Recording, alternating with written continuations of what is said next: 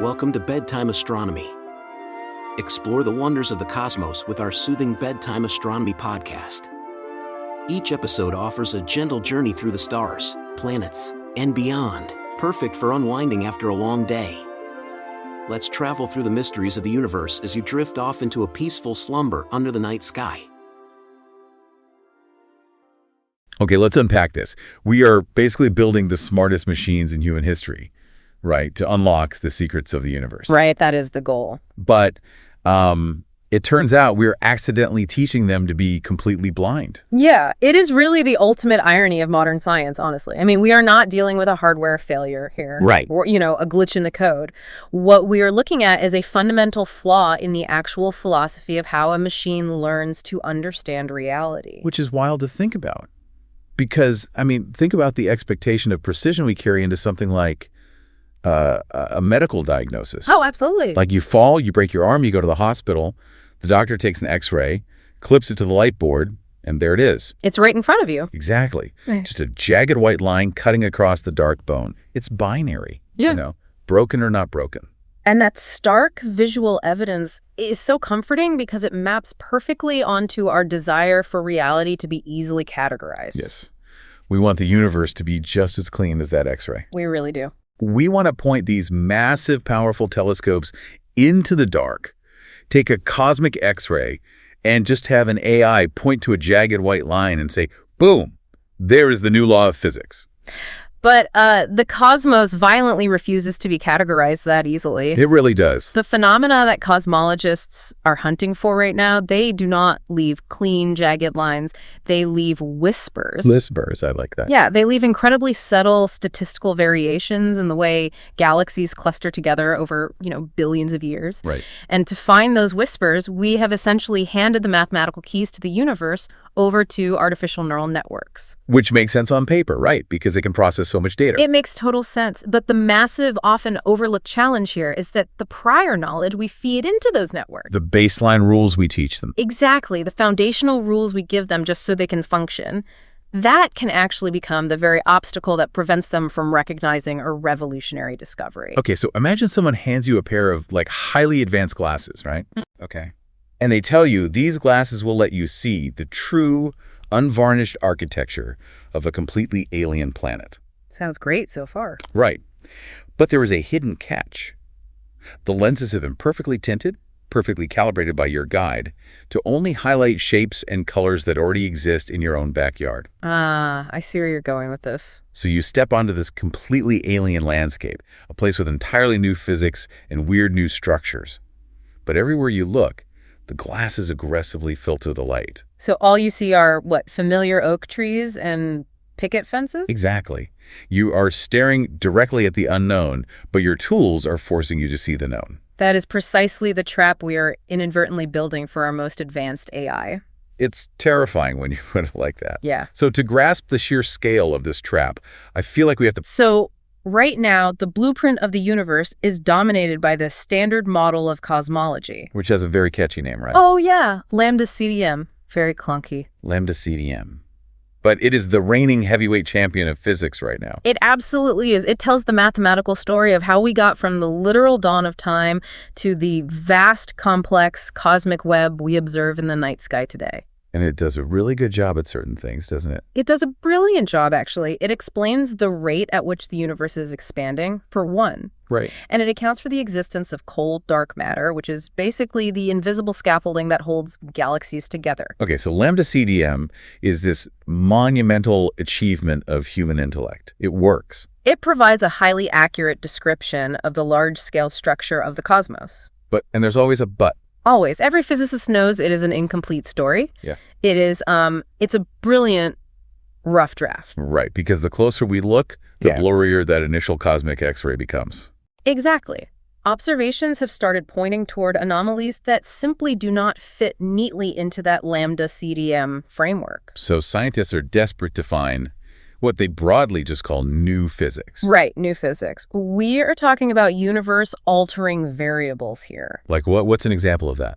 Well, for instance, the effects of massive neutrinos, Okay.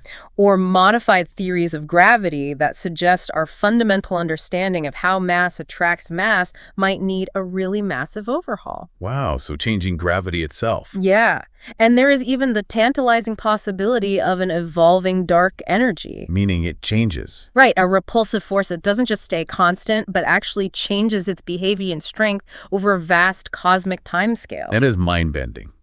But exploring those possibilities requires a completely different approach to science, doesn't it? It really does. I mean, think about how normal science works. If a biologist wants to test a new variable, they just set up a controlled experiment in a petri dish. Right, they add a chemical, see what the bacteria do. Exactly. Or if an engineer wants to test a new aerodynamic shape, they build a model and they put it in a wind tunnel. But you can't exactly put the universe in a petri dish. No, you cannot. You can't just tweak the dial on the gravitational constant of the real universe and observe what happens to a galaxy cluster. I mean, I hope not. That sounds dangerous. Right. So the only option left is to build a fake universe. You literally have to construct a digital cosmos from scratch. Which brings us to the reliance on massive, extraordinarily detailed computer simulations. Like the Quixote simulations. Yes, the Quixote simulations are a huge cornerstone of this kind of research. The methodology here is just fascinating. How does it actually work? Well, researchers take a perfectly identical region of a virtual universe, just a massive cube of simulated space, and they run it through time over and over again. Okay. But each time they run it, they change the underlying mathematical laws of physics. So they are essentially running an A/B test on reality. That is exactly what it is, an A/B test on the universe. They take the standard lambda CDM model and they hit play. And they just watch what happens. Yeah, they watch how the dark matter and the gas coalesce into galaxies over billions of simulated years. Okay, that's the A test. Right. Then they take that exact same starting configuration, that same digital cube, but this time they inject the new physics. So they sprinkle in some massive neutrinos. Or they tweak the laws of gravity, exactly. And then they hit play again. And then comes the comparison. Yes. Yes. They lay the final snapshots of these two virtual universes side by side. And I imagine they aren't looking for, like, giant neon signs saying gravity changed here. No, not at all. What they're looking for are not massive, glaring differences, but incredibly subtle structural shifts. Like what? Give me a visual. Like, did a massive dark matter halo stretch maybe a fraction of a percent more in the modified universe? Wow, fraction of a percent. Or did the cosmic web, the massive filaments of matter that connect galaxy clusters, did they clump together differently? Okay, so if you are listening to this, you might be thinking what I'm thinking right now. Which is? Wait a second. My smartphone can process billions of calculations a second. Right. We have server farms that span entire city blocks. Why is running a computer simulation such a bottleneck? It's a fair question. Why can't we just generate 1 million of these virtual universes by next Tuesday and just comb through the data? Because that intuition completely underestimates the sheer computational violence of an n-body universe simulation. Computational violence. I love that phrase. It really is. You are not rendering a static image. You are calculating the gravitational pull of billions upon billions of individual particles of matter. Let's try to ground this in a visual for everyone. Okay, yeah. Imagine rendering a highly detailed 4K open-world video game environment. Oh, like a massive RPG. Exactly. The computer has to calculate the lighting, the shadows, the physics of the wind moving through the leaves on a tree. The reflections in a puddle on the ground. Right. And if you blow up a building in the game, the physics engine has to track the trajectory of every single piece of debris. Which takes a lot of processing power. Even with the best graphics cards on Earth, if there's too much happening on screen, the game lags. The processor simply cannot do the math fast enough. It drops frames. Right. Now, take that video game environment, but instead of a forest or a city block, you have to render every single massive structure, every galaxy, every dark matter halo in a swath of the cosmos, millions of light years across. And crucially, and this is the part that breaks supercomputers, every single particle in that simulation is interacting with every other particle simultaneously. Wait, really? Every single one? Yes, because gravity has infinite range. If you move one particle a millimeter, its gravitational pull on a particle 1 billion light years away technically changes. Oh my God. And so you have to recalculate the entire system. Every time anything moves. And you have to do this frame by frame, step by microscopic time step, over a timeline of 14 billion years. That is just I can't even wrap my head around that math. The sheer volume of mathematical integration required is unfathomable. It literally brings the most powerful supercomputers on the planet to their knees. But those simulations are non-negotiable, right? Like, we have to do them. They are the only way forward. Those tiny variations in how matter clusters in a Quixote simulation compared to a standard model simulation, those are the exact breadcrumbs scientists are desperately looking for. Right. If we want to find the faint whispers of new physics hidden in the grand structure of the cosmos, we cannot afford to cut corners on the physics engine itself. We can't. But the computational cost in terms of time, electricity, and just hardware wear and tear is simply unsustainable. So researchers hit a wall. A massive wall. Brute force computing, just building a bigger, hotter, more expensive supercomputer, was no longer a viable path. Because it just scales too poorly. Exactly. They had to find a radically smarter way to process the data. They couldn't change the complexity of the universe, so they had to change the efficiency of the observer. And this is where we see this brilliant pivot. Yes, a total paradigm shift. Researchers like Veena Krishnaraj and Adrian Bayer from Princeton University and the Flatiron Institute, they turned to a specific machine learning technique to basically bypass this bottleneck. And it's called transfer learning. Transfer learning. Oh. Okay, so instead of taking a completely blank artificial neural network and just forcing it to learn from the most complex, expensive, new physics simulations right out of the gate. Which would take forever. Right. They completely changed the curriculum. They utilized pre-training. They took the AI, and they first trained it exclusively on the simpler, vastly cheaper simulations. The ones based entirely on the standard Lambda CDM model. Exactly. They allowed the AI to build a baseline mathematical understanding of how a standard, unexceptional universe operates. So they taught it the basics first. Right. Only after the neural network had established its foundational weights and biases, only after it had mastered the basic rules of gravity and clustering, did they introduce the sophisticated, expensive models. The ones containing the modified gravity or the massive neutrinos? Yes.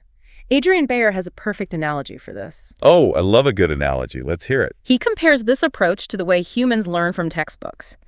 You do not hand a first-year medical student the most advanced, cutting-edge journal on experimental neurosurgery on their first day of class. No, they would just cry. It would be entirely incomprehensible. Right. You give them a basic anatomy textbook. You have them memorize the standard placement of bones, organs, and arteries. The foundation. They learn the basic book to grasp the foundational concepts. And once that architecture is mapped in their mind, they can move on to the really complicated book. That makes total sense. Veena Krishnaraj, the lead author of the study, she pointed out that this phased strategy prevents the AI from having to digest everything all at once. Exactly. Because when a neural network starts from scratch, it doesn't know what a galaxy is. It doesn't know what empty space is. Right. It is just looking at raw numbers. But by pre-training it on the cheaper simulations, it learns to recognize the broad, easily calculable rules of the standard model. So then when it's finally confronted with the complex new physics, it doesn't have to relearn what gravity is from scratch. Exactly. It only has to fine-tune its existing knowledge to account for the subtle anomalies. Here's where it gets really interesting to me, because it's exactly like teaching a kid to ride a bike. Oh, how so? Well, you don't take a 6-year-old, put them on a 21-speed carbon fiber mountain bike, and just shove them down a steep, rocky trail. I mean, I wouldn't. You start them on a simple tricycle on a flat driveway. Right. You let their brain build the fundamental muscle memory of balance, of pedaling, of how turning the handlebars correlates with changing direction. The basics. The tricycle is the simple Lambda CDM simulation. And once their nervous system has mapped those basic physical relationships, transferring those skills to the complex mountain bike is infinitely faster and easier than if they had started on the mountain bike on day one. That is a brilliant way to put it. And the results of applying this textbook strategy to cosmology were absolutely staggering. By employing transfer learning, the researchers were able to reduce the need for those incredibly expensive complex simulations by a factor of more than 10. A factor of 10. We really need to sit with that for a second. Yeah, that's not just a small improvement. It is a revolution in workflow, a project that would have required a decade of constant supercomputer, time-consuming millions of dollars in electricity and hardware wear and tear can suddenly be completed in a single year. It completely shifts the paradigm of what is actually possible in astronomical research. It does. And the underlying mechanism here mirrors the exact techniques driving the current explosion in generative AI and large language models. Right, like the chatbots everyone uses now. Exactly. Yeah. The entire modern artificial intelligence industry relies on foundation models. Where you pre-train a massive model on billions of pages of basic human text, so Yeah. it fundamentally understands grammar and context. And then you fine-tune it for a specific task like writing code or drafting legal documents. Which dramatically speeds up inference and slashes training costs. The researchers successfully took this cornerstone of computer science and applied it to the structural analysis of the universe itself. So saving 10 times the computing power sounds like the absolute ultimate triumph. It really does. It feels like the moment in the movie where the scientists crack the code, they pop the champagne, and the credits roll. It would be if the story ended with computational efficiency. Ah. But speed comes at a psychological cost. Because learning from a basic textbook creates a very specific, incredibly dangerous kind of blindness. Yes. This is where the triumph of transfer learning takes a really sharp turn into the psychological pitfalls of artificial intelligence. The researchers uncovered a severe downside to their brilliant shortcut. It's a phenomenon known as negative transfer. Negative transfer, it sounds ominous. What exactly is it? Negative transfer is exactly what it sounds like. It happens when an AI relies so heavily on the familiar foundational patterns it learned during its pre-training phase that it completely misses or misinterprets the evidence of something genuinely new. So the AI becomes heavily biased by its own baseline education. Yes. The pre-trained neural network is no longer a blank slate. Its internal parameters have been deeply, deeply shaped by the standard model. It has internalized the assumption that lambda CDM is the definitive truth. Exactly. So when the researchers finally introduced the complex simulations containing the new physics, the massive neutrinos, or the modified gravity, the AI does not view this new data objectively. It interprets the unfamiliar information entirely through the rigid, tinted lens of what it already knows. To really understand the mechanics of this danger, we need to extend that medical diagnosis analogy you brought up earlier. Okay, let's do it. Imagine that medical student learning from the introductory textbook. They spend months memorizing the symptoms of the common cold. A runny nose, a slight fever, lethargy. Very standard stuff. Right. Those patterns are neurologically ingrained. The heuristic is set in their brain. So years later, they are a practicing physician, and a patient walks into the clinic with a runny nose, a slight fever, and lethargy. And the doctor's brain, seeking efficiency, immediately fires off the established pattern. Common cold. The cognitive path of least resistance. Exactly. But what the doctor fails to realize, because they are so blinded by the familiarity of the symptoms, is that the patient actually has a vanishingly rare, highly lethal autoimmune disease that just happens to share those exact early symptoms. Wow. So in this scenario, the doctor's existing knowledge, the foundational education from the introductory textbook, actively causes harm. It acts as a set of cognitive blinders. Because they have seen this symptom cluster 1,000 times before, their brain forcefully encourages the wrong familiar conclusion. Yes. If that doctor had been a completely blank slate, or if they hadn't relied on the heuristic shortcut, they might have looked closer. They might have ordered blood work. They might have noticed a subtle anomaly in the white blood cell count and made the correct diagnosis. But their prior knowledge actively pushed them away from the truth. And that cognitive trap is negative transfer. And the AI systems observing the simulated universes fell right into it. That is wild. In some of the simulations, the mathematical signatures left behind by the new physics produced patterns that superficially resembled the patterns the AI had already associated with the standard cosmological model. So is the AI actually failing in these moments? Or is it just doing exactly what we trained it to do? That is the big question. I mean, we built the neural network to find patterns, to optimize for efficiency, and to rely on its prior experience to minimize its error rate. Can we really blame the machine for being an exceptional student of a flawed curriculum? No, we can't. It is entirely a philosophical failure on our part, not a computational one. The algorithm is executing its mathematical gradient descent flawlessly. Flawlessly. The mistake belongs entirely to the architects of the learning process. By pre-training the AI heavily on the lambda CDM model, we implicitly taught the machine that the standard universe is the default state of reality. We hard-coded a conservative bias into its worldview. We did. So when the AI encounters a slight deviation in the cosmic web, its first mathematical instinct is not, oh wow, this is a revolutionary discovery of new physics. It's more like, how can I slightly adjust my standard model parameters to explain away this weird data? Exactly. It's the dark side of efficiency. We desperately wanted the AI to process the universe faster, and the price we paid for that computational speed was the machine's open-mindedness. It makes the assumption that the familiar answer is always the most likely answer. And when your entire scientific mission is to hunt for the unknown, to map the fringes of uncharted physics, an assumption of familiarity is absolutely fatal. Fatal. So to see just how fatal this negative transfer can be, we have to look at the specific collision point in the researcher's study. The exact moment the simulated universe threw a curveball that the brilliantly trained AI completely misread. Right. And this blindness became incredibly apparent when the researchers fed the AI the simulations that included massive neutrinos. Now, massive neutrinos are fascinating. Tell me about them. They are fundamental particles, they are incredibly abundant, incredibly tiny, and they barely interact with normal matter at all. Right, like trillions of them are passing through your body right now as we speak. Exactly. But crucially, they do have a tiny bit of mass. And because they travel so incredibly fast, they essentially act as a cosmic smoothing agent. A smoothing agent. Yeah. They zip through the universe, and their gravity subtly smears out the dense clustering of the cosmic web. Okay, so the researchers wanted to see if the AI could detect this subtle smearing effect. Yes.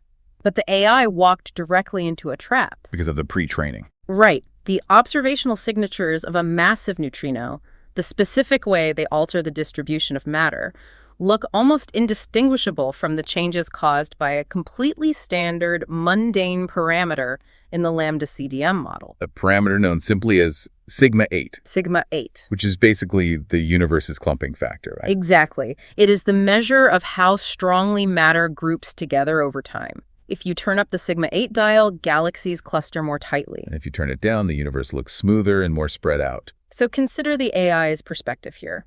It is looking at a universe where the presence of massive neutrinos has slightly smoothed out the galaxy clusters. But the AI doesn't know about massive neutrinos yet. It has no idea. It only knows its basic textbook. So it looks at the smoothed out cosmic web and concludes, oh, the universe isn't filled with exotic new particles. This is just a standard universe where the sigma 8 clumping factor happens to be dialed down a bit. Precisely. The visual mathematical end result of both of these distinct physical forces looks nearly identical to the algorithm. The AI looked at a paradigm-shifting particle and confidently misidentified it as a standard variable. It did.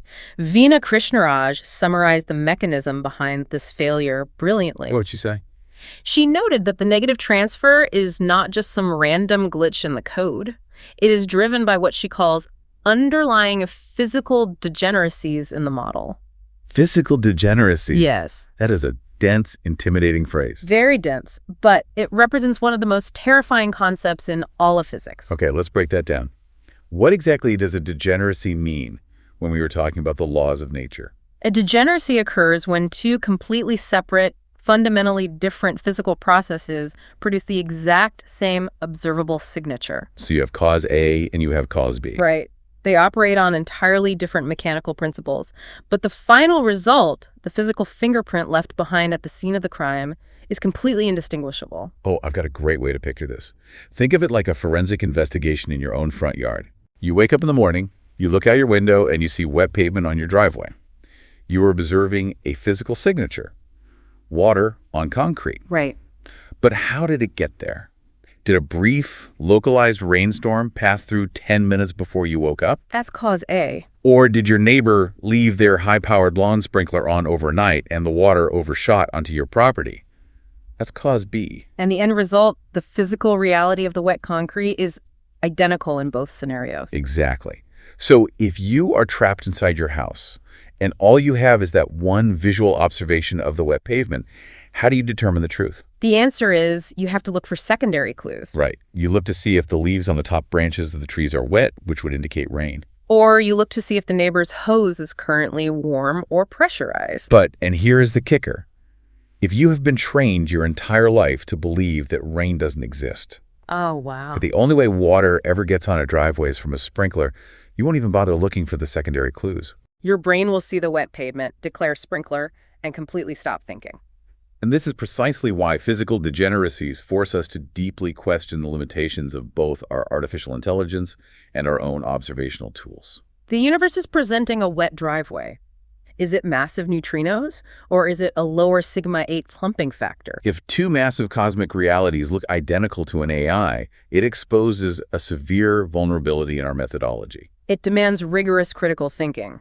We have to step back and ask, how many other fundamental truths of the universe are currently hiding behind these physical degeneracies? How many times has our AI, or even generations of human astronomers, looked at the cosmic pavement, assumed it was just a standard sprinkler, and completely missed the torrential rainstorm of new physics? It is a genuinely unsettling thought, isn't it? We are spending billions of dollars and decades of human capital building these unfathomably complex machines to find the ultimate truths of reality. And they're getting tripped up by the cosmic equivalent of wet pavement.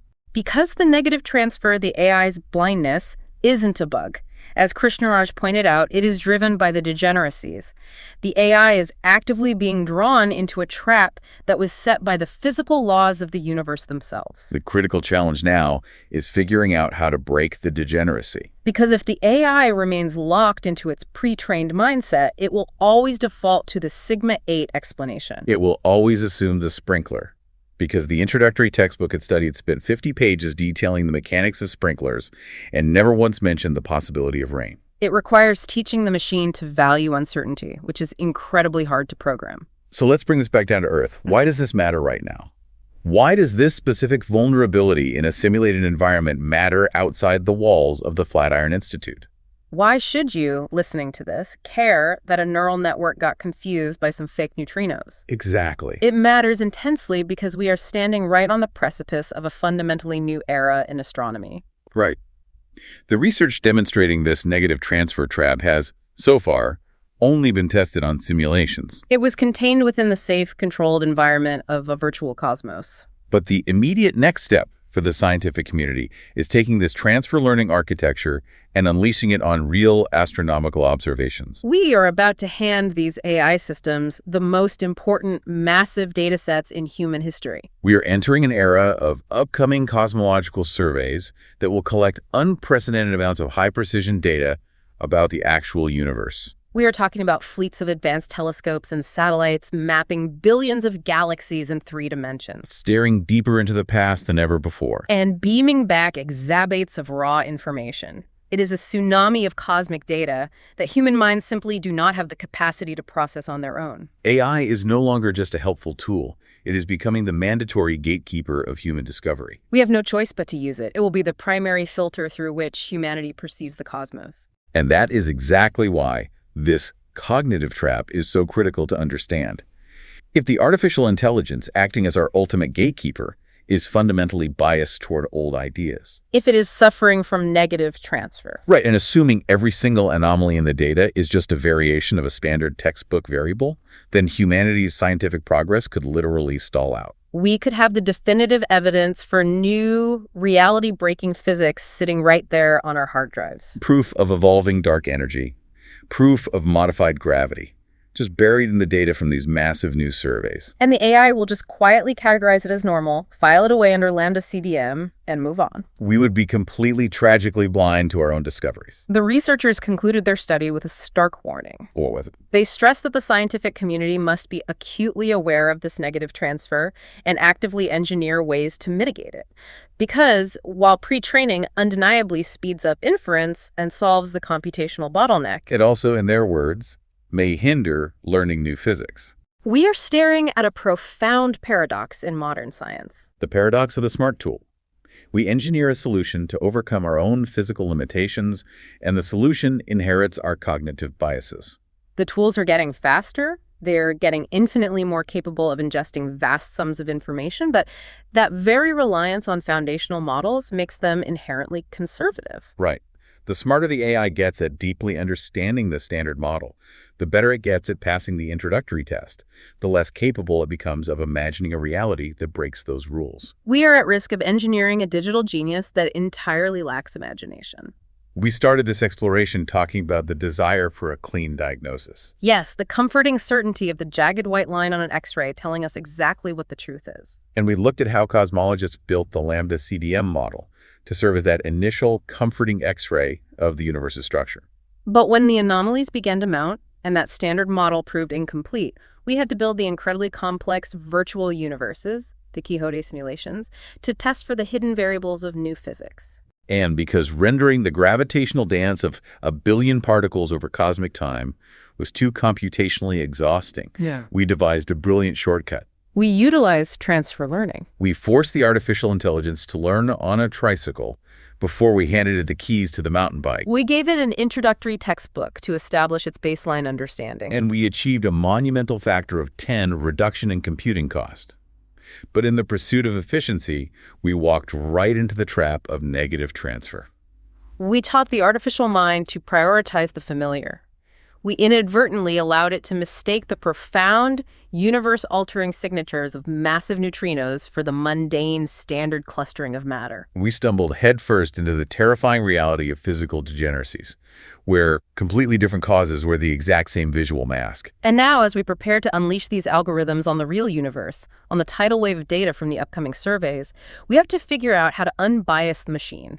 We have to somehow teach an artificial brain how to unlearn its own core assumptions. We have to teach it to look for the secondary clues, to search for the wet leaves. Otherwise, we might never see the rain. We will only ever see the sprinkler. It is going to require an incredibly delicate, intricate balancing act in the years to come. Pushing for computational speed and efficiency on one side, while aggressively guarding the capacity for true, open-minded discovery on the other. which leaves us with one final, deeply mind-expanding thought to carry with you. Okay, I'm ready. We have spent a lot of time breaking down the concept of physical degeneracies. The AI struggled because two radically different laws of physics resulted in the exact same visual clustering of matter. Right, it was a failure of the algorithm's interpretive logic. But what if the ultimate barrier isn't the AI's learning process at all? What do you mean? What if the universe itself has fundamental, insurmountable limits on what can be observed from our tiny vantage point here on Earth? Oh, wow. If the cosmos intentionally hides the deepest truths of reality behind identical physical fingerprints? If entirely different fundamental laws cast the exact same shadow on our cave wall? Exactly. How will we, or any super advanced AI we ever manage to build, ever truly know which set of laws governs reality? That is the beautiful, terrifying frontier of cosmology. We are attempting to translate a cosmic text where multiple, completely different physical languages result in the exact same sentence. It is going to take a lot more than an introductory textbook to figure that out. Thank you so much for joining the conversation today and for exploring the furthest edges of the known universe with us. Keep questioning the X-rays and never assume you know exactly why the pavement is wet.